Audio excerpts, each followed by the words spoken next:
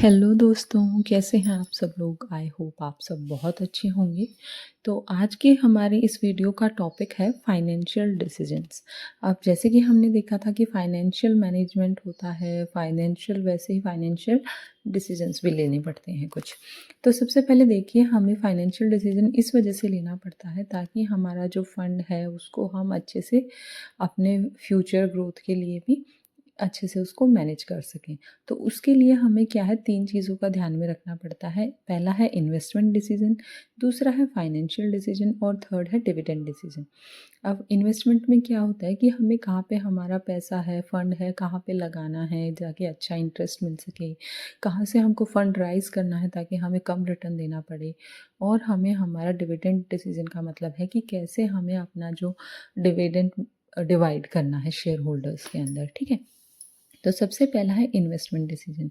अब investment decision होता है, इसमें ये हम लोग ये चीज़ देखते हैं कि हमें वो सारे रिसोर्सेज ध्यान में रखने हैं जिनसे हमें मैक्सिमम रिटर्न मिल सकता है इन्वेस्टमेंट के ऊपर, ठीक है?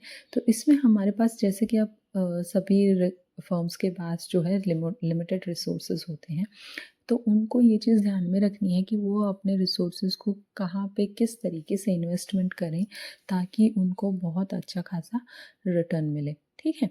और इसमें इनको ये भी चीज़ ध्यान में रखनी पड़ती है कि सिर्फ शॉर्ट टर्म के लिए ही नहीं बल्कि उनको लॉन्ग टर्म के लिए भी उस चीज़ से फ़ायदा हो, ठीक है?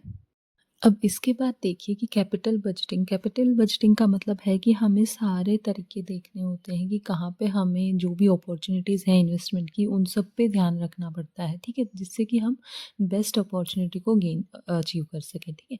इसके बाद क्या होता है कि इसमें बहुत ज़्यादा रिस्क भी इन्वॉल्व होती है क्योंकि जो हमने डिसीजन लिया है इन्वेस्टमेंट का और एक बार अगर इन्वेस्टमेंट हो गया तो हम स्टेप बैक नहीं कर सकते, ठीक है? हमें उस चीज़ पे उसी के हिसाब से चलना पड़ेगा। तो इस वजह से इसमें जो है बहुत सोच समझ के डिसीज़न लेना पड़ता है।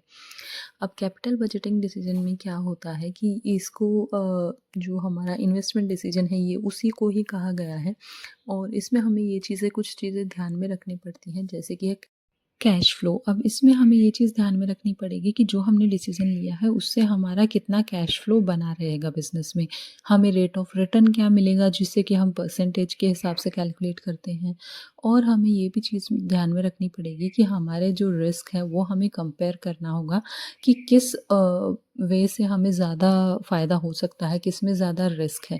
ये सब चीज़ें हमें ध्यान में रख के फिर ये डिसीज़न लेना पड़ता है। तो ये था हमारा इन्वेस्टमेंट डिसीजन, ठीक है? अब इसके बाद है हमारा फाइनेंसिंग डिसीजन। तो फाइनेंसिंग डिसीजन में होता है कि हमें हमारे बिज़नेस के लिए कैसे फंड राइज़ करना है कि चाहे तो हम डेब्ट से अपना फंड राइज़ कर सकते हैं या फिर इक्विटी से। तो अब देखिए डेब्ट्स क्या होते हैं? डेब्ट्स होते हैं कि हमें लोन लेना है, ठीक है? कहीं से भी हम लोन लें लेकिन हमें ये चीज़ ध्यान में रखनी होगी कि हमें उसका जो रिटर्न पे करना है वो कम से कम हो ताकि हमें ज़्यादा बर्डन ना फेस करना पड़े आगे जाके। लेकिन डेब्ट में क्या होता है कि हमें ये चीज़ वापस पे करनी होगी। दूसरा है इक्विटी। अब इक्विटी में क्या होगा कि इक्विटी में हम शेयर होल्डर्स को अपने-अपने फर्म के शेयर्स बेचते हैं, ठीक है? ये और उससे हम लोग जो शेयर्स खरीदते हैं, जो पैसा आता है उससे हम फर्म के लिए फंड राइज़ करते हैं। तो अब डेब्ट में क्या होता है कि अगर हमें प्रॉफ़िट हो या लॉस हो, हमें डेब्ट पे करने पड़ेंगे, ठीक है? इंटरेस्ट के साथ। लेकिन इक्विटी में क्या होगा कि अगर हमें प्रॉफ़िट हुआ, तो हमें शेयर होल्डर्स को उनके अमाउंट जितना उन्होंने शेयर्स खरीदे थे, उस हिसाब से उनको पे करना पड़ेगा। लेकिन अगर हमें उन लॉस होता है, तो हमें कुछ भी पे करने की ज़रूरत नहीं होती है। तो ये 2 तरीके हैं जिससे कि हम फंड राइज़ कर सकते हैं। एक है डेब्ट और एक है इक्विटी। तो चलिए अब हम लोग देखते हैं फैक्टर्स अफेक्टिंग फाइनेंसिंग डिसीजन। अब फाइनेंसिंग डिसीजन पे किस किस चीज़ का असर पड़ रहा है। तो सबसे पहला है रिस्क। इसमें बहुत ज़्यादा रिस्क इन्वॉल्व है, ठीक है? तो हमें दोनों ही चीज़ों का डेप्थ और इक्विटी का कॉम्बिनेशन लेके साथ चलना चाहिए जिससे कि रिस्क थोड़ा बहुत कम हो जाए, ठीक है? उसके बाद है cash flow position. Cash flow position का मतलब है कि जितना ज़्यादा कैश फ्लो होगा हमारी फर्म में उससे जो है डेब्ट के चांसेस ज़्यादा होंगे, ठीक है। लेकिन अगर कैश फ्लो कम है तो उससे हम लोग इक्विटी से फंड ईज़िली राइज़ कर सकते हैं, ठीक है। इसके बाद है कंट्रोल, कंसिडरेशन और कैपिटल मार्केट। अब जैसे इसमें कहा है कि कंट्रोल कंसिडरेशन यानी कि जितना ज़्यादा अगर हम इक्विटी से फंड राइज़ करेंगे तो उससे दिक्कत बढ़ सकती है, ठीक है। क्योंकि हमें शेयर होल्डर्स के सामने पूरी डिटेल्स देनी पड़ती हैं कि हमारी फर्म में क्या कुछ चल रहा है, कैसे प्रॉफिट हो रहा है, कैसे काम हो रहा है, कैसे लॉस हुआ, वो सब। और कैपिटल मार्केट से है कि अगर कैपिटल मार्केट में सही सारा कुछ सब कुछ सही चल रहा है तो उससे भी हमारी चॉइसेस पे असर पड़ेगा कि हम इक्विटी चूज़ करेंगे या फिर डेब्ट चूज़ करेंगे, ठीक है। अब इसके बाद है हमारा डिविडेंड डिसीजन। डिविडेंड डिसीजन में हम लोग देखेंगे कि जो हमें प्रॉफिट हुआ है उसका कितना परसेंटेज हम लोग जो है शेयर होल्डर्स को देंगे as their return to investment, और कितना हम लोग खुद के पास रखेंगे जिससे कि हम री इन्वेस्ट कर सकें हमारे फ्यूचर ग्रोथ के लिए। यानी कि कुछ अमाउंट तो हम हमारे अगले इन्वेस्टमेंट्स के लिए सेव रखेंगे, ठीक है। कुछ हम लोग डिविडेंड्स को एज अ रिवॉर्ड या शेयर होल्डर्स को पे कर देंगे, ठीक है। और हमें बैलेंस भी बना के रखना है इस चीज़ के बीच में कि कितना हमें डिविडेंड पे करना है, कितना हमें खुद के पास रखना है। तो इस चीज़ में भी उन्हें बहुत, एक फर्म को बहुत सोच समझ के डिसीजन लेना पड़ता है कि कितना हम पे करेंगे, कितना हम फ्यूचर ग्रोथ के लिए हमारे पास रखेंगे।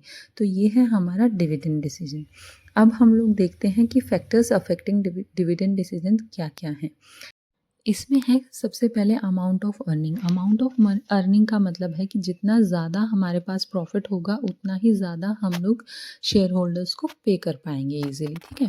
दूसरा है stability of earning. Stability of earning मतलब अगर हमें सेम लेवल ऑफ अर्निंग हो रही है, यानी कि लॉस कम हो रहा है, प्रॉफिट ज़्यादा हो रहा है, तो उस केस में क्या होगा, एक फर्म जो है डिविडेंड बहुत अच्छे से पे कर पाएगी।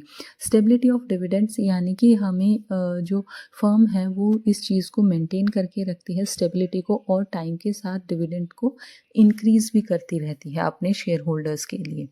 अब इसके अलावा भी एक कंपनी को बहुत सारी चीज़ें ध्यान में रखनी पड़ती हैं डिविडेंड डिसीजन लेने के लिए, जिसमें कि है कैश फ्लो पोजीशन। यानी कि कई बार क्या होता है, फर्म के पास प्रॉफिट तो बहुत ज़्यादा होता है लेकिन कैश फ्लो नहीं हो पाता, जिससे कि डिविडेंड पे असर पड़ता है। शेयर होल्डर प्रेफरेंस को भी ध्यान में रखना चाहिए एक कंपनी को, कि शेयर होल्डर्स यही चाहते हैं कि एक फ़िक्स्ड अमाउंट तो हमें मिले as a return on our investment. इसके अलावा भी कई चीज़ें ध्यान में रखनी होती हैं, जैसे कि स्टॉक मार्केट का क्या रिएक्शन है, क्या टैक्सेशन पॉलिसी क्या-क्या है, प्रॉफिटेबल ग्रोथ कितना हो रहा है, ये सब चीज़ें भी एक कंपनी को ध्यान में रखनी होती हैं अपने डिविडेंड डिसीजन लेने के लिए। तो चलिए, थैंक यू सो मच।